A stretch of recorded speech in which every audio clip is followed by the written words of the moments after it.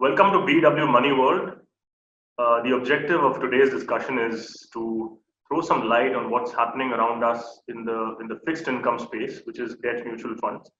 And as most of you already know, debt funds have not fared very well over the last couple of years. Some of them have given great returns, while some of them have actually unnerved investors like never before.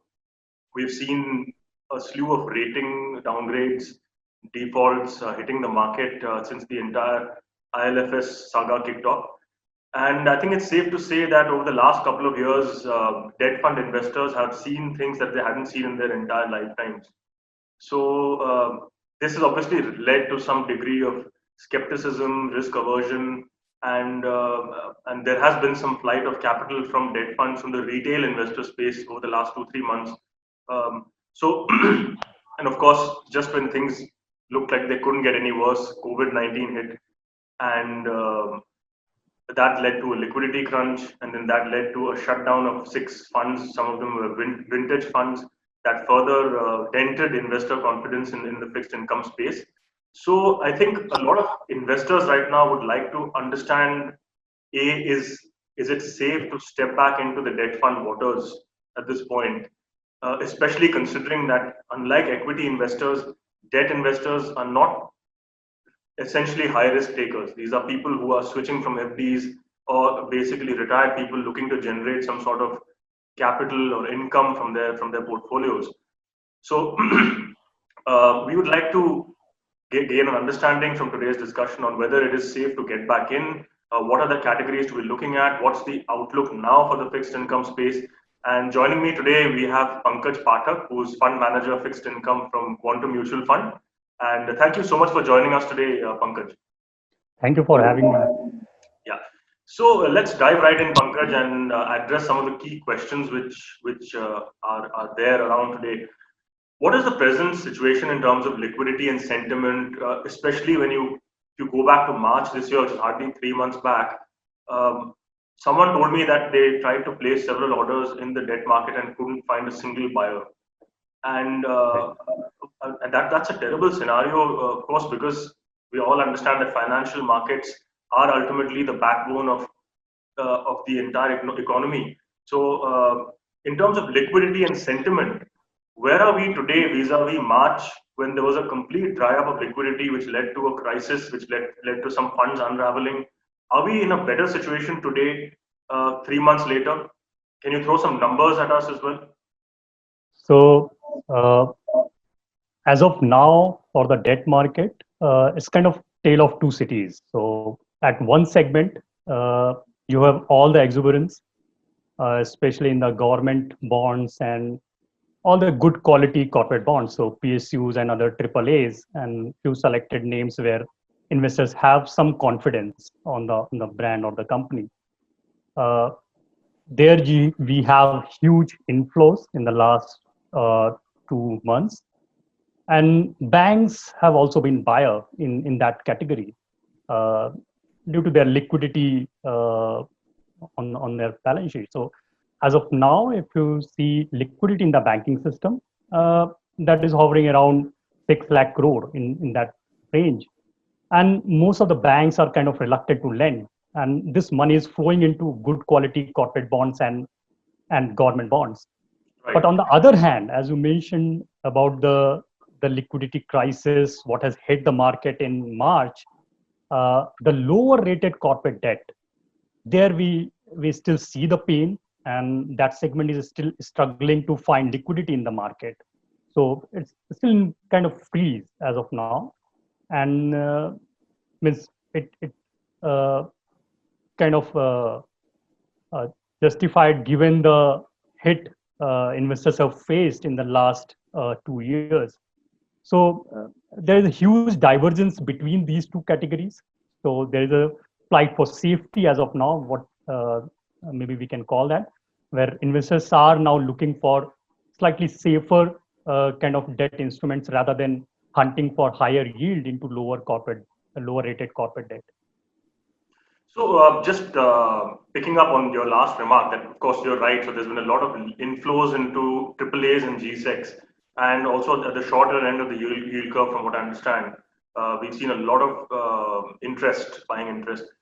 That has led to a rally in corporate bonds and G-Secs in the last 1 or 2 months. So we've already seen commercial papers 1 month and 6 months rallying between 70 and 90 bips. We've seen gilts rallying. Of course, in the last 1 month, the 10-year has been kind of stuck. But we have seen a significant rally.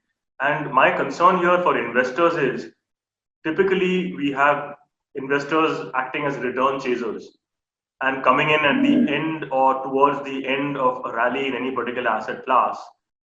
And while, like you say, AA or below rated bonds are not finding liquidity right now, and therefore I would say possibly are cheaper priced as well. So what is the optimal strategy right now, given that, like you said, there has already been significant inflows into gilt and corporate bonds and by proxy corporate bond funds and gilt funds. Is this the right time to be getting into these categories of funds, or are we again making the same mistake where all the exuberance, all the OMOs are already priced in, and retail investors will be again chasing returns and getting in at a point when there's a correction or a large stagnation staring us in the face? What's your point of view on that? So I think you are right in this setting this kind of expectation that after the after this Franklin crisis, what we have seen investors playing from credit fund and all other categories where we have some downgrade or default happen in the funds, and they run into gilt fund or many of the other long duration categories, only looking at credit risk, that they are avoiding credit risk. And the other factor was they were hunting for kind of or they were looking for higher return, what these categories have delivered over the last 1 or 2 years. So if you look at gilt fund returns, it has been in high double digits, exactly. Right, 14-15% kind of return it has delivered in the last 1 or 2 years. But we need to understand whether these returns are sustainable, especially in debt fund. It's a very wrong strategy to look at past return and invest, Right. because the cycle of interest rates is much shorter than equity cycles. Exactly. So in interest rates, you normally what we see that cycle turns in 3 to 4 years or even shorter than that.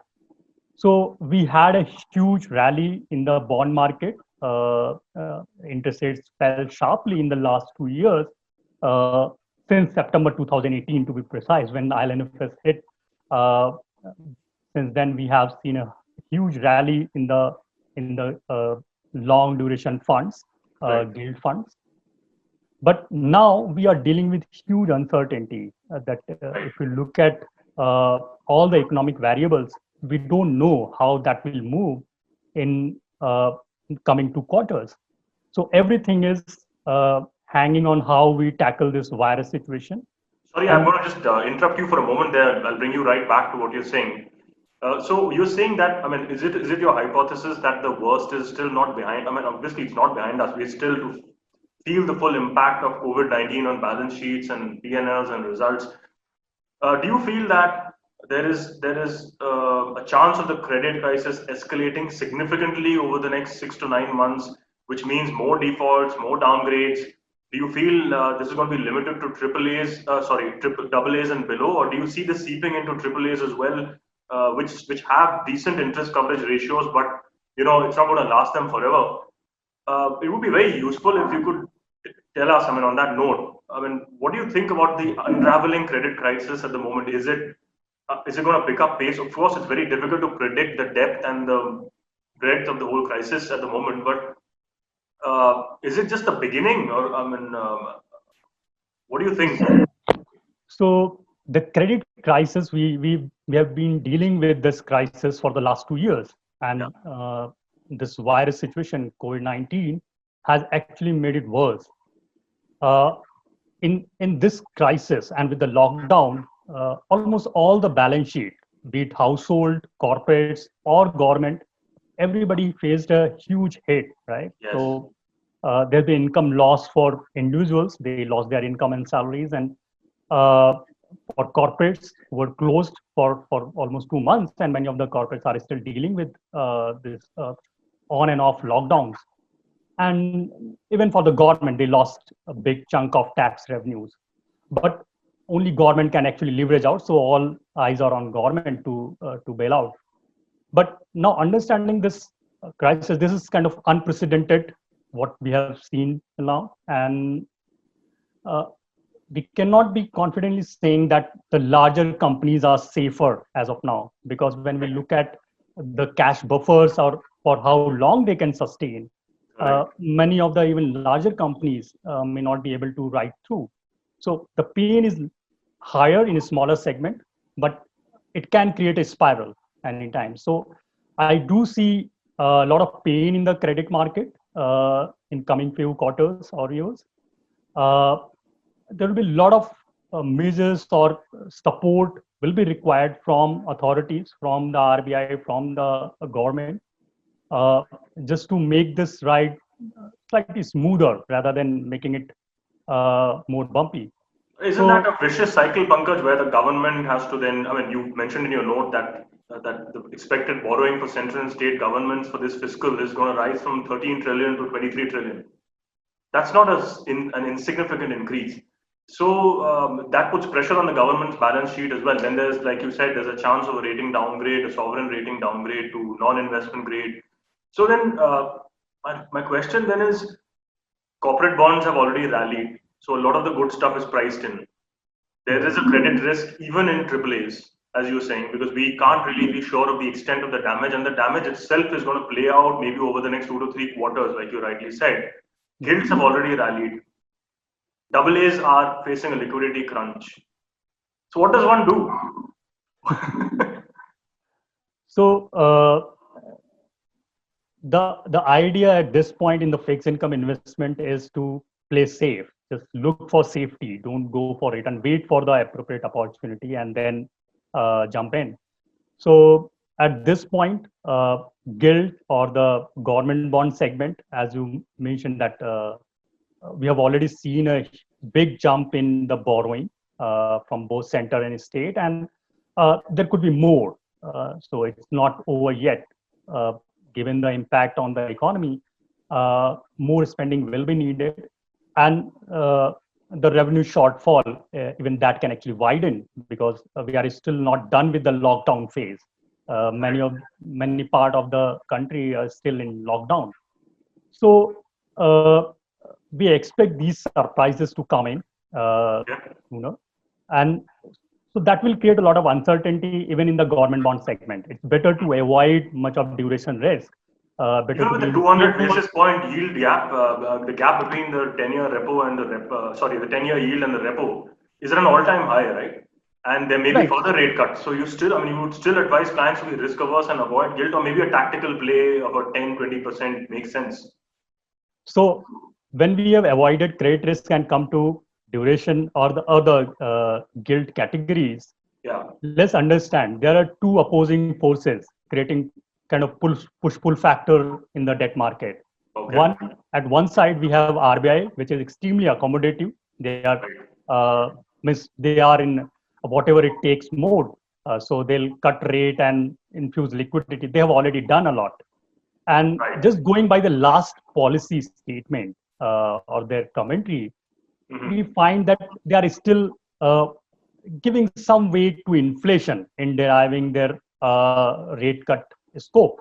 Okay. So at this point, it seems that we have very limited scope for cutting rates, maybe another 50 basis points, but the elasticity would be much lower for the bond market.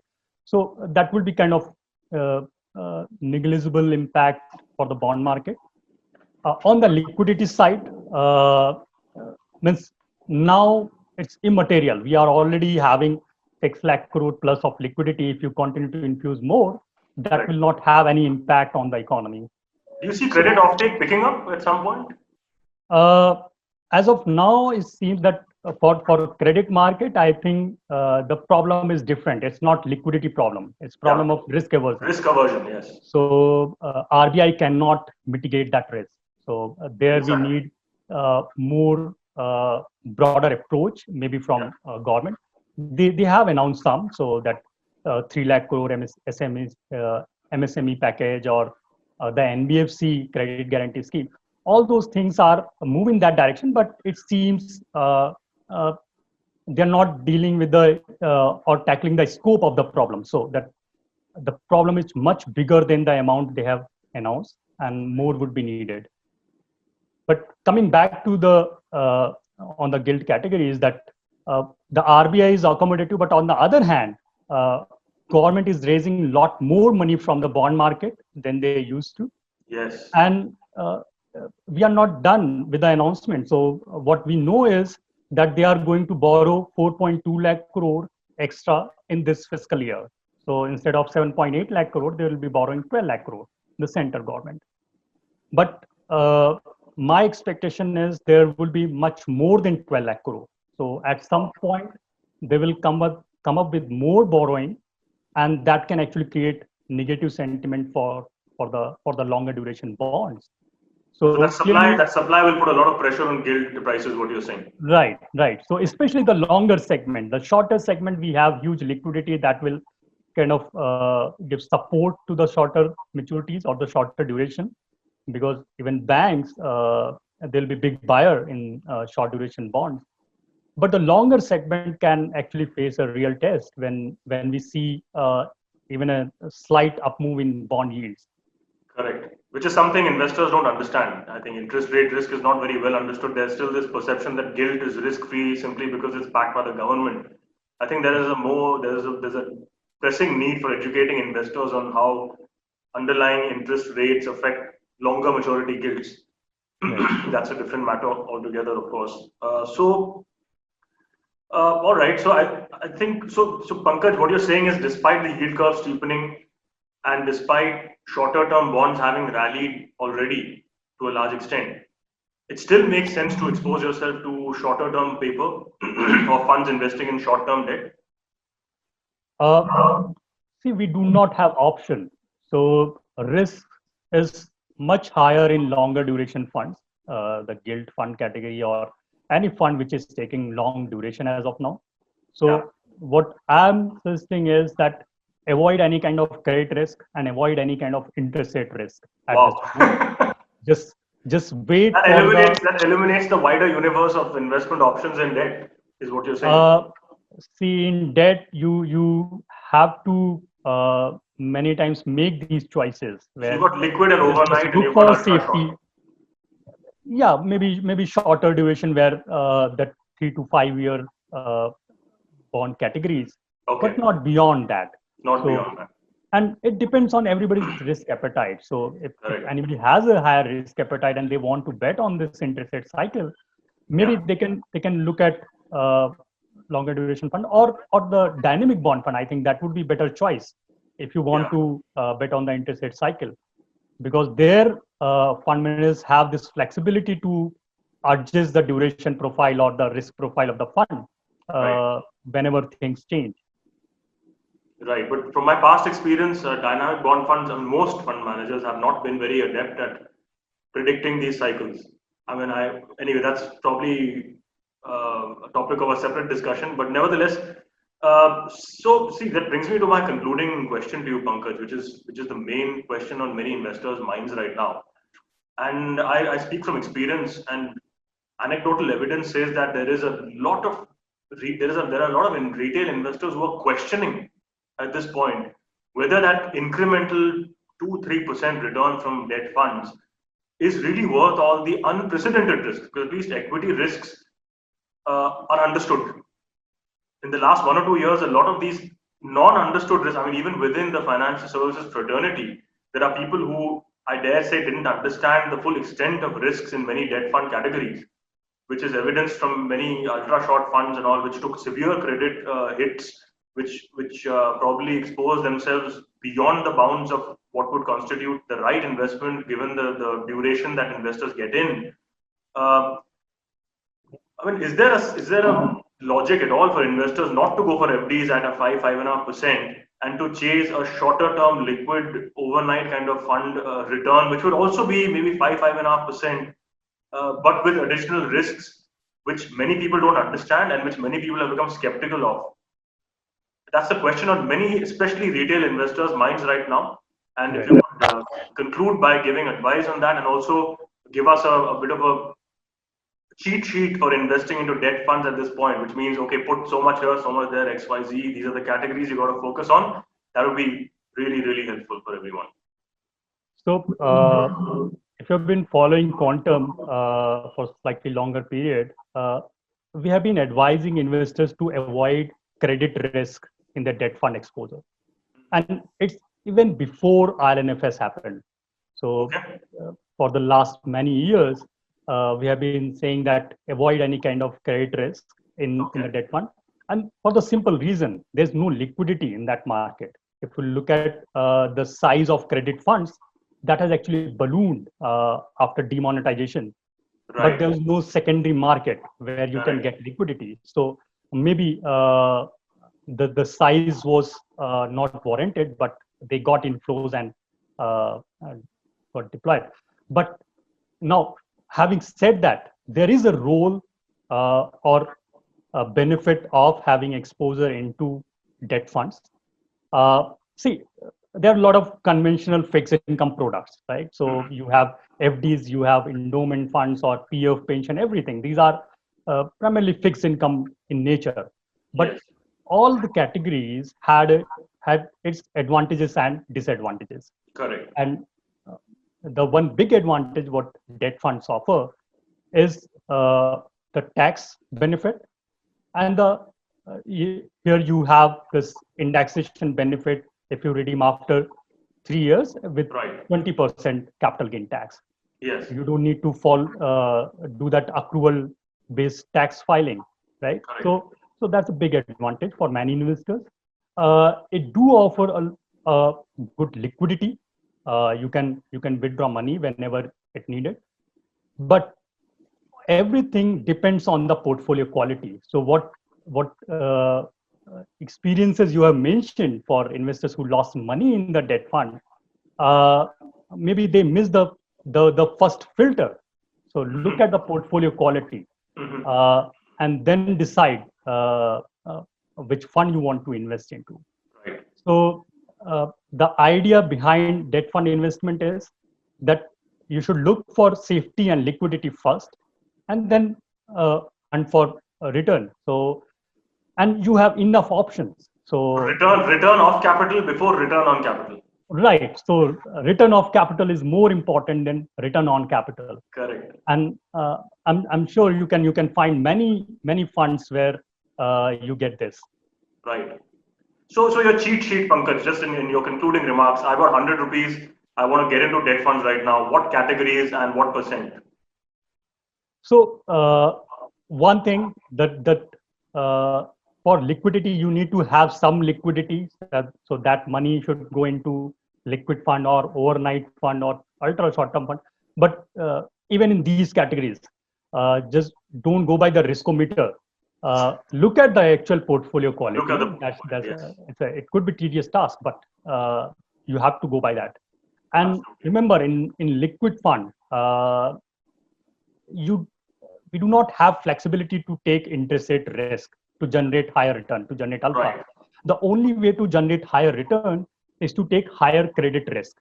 Correct. So if you hunt for yield in liquid fund, maybe you can get trapped. So there is a higher risk even in these categories. So be cautious of that. Maybe the rest of the exposure, which you can hold for slightly longer time frame, maybe shorter duration fund, or even for the dynamic bond fund, because maybe as a category in general has some rough phases in between. Yeah. But it gives flexibility to the fund manager to take calls on credit and yield. Right. So if you hold for slightly longer period, you find they have been very rewarding. In the rough patches average themselves out. Right. Great. So I think great advice. Thanks, Pankaj. So I'm going to sum it up. What Pankaj is telling us is unprecedented times ahead. Credit crisis isn't quite over. Gilts have rallied. The government's balance sheet is also going to come under pressure.